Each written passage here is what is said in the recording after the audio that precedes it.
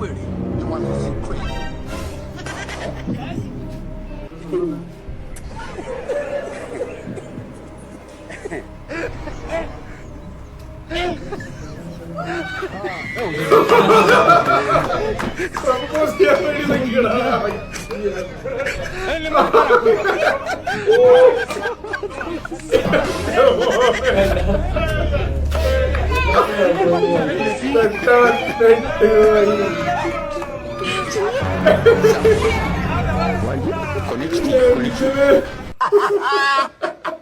ഇവനാണ് ഒന്നും പറയാനും കുടുങ്ങിപ്പോയി ചെയ്ത് ഒന്ന് കുടുങ്ങിപ്പോയി.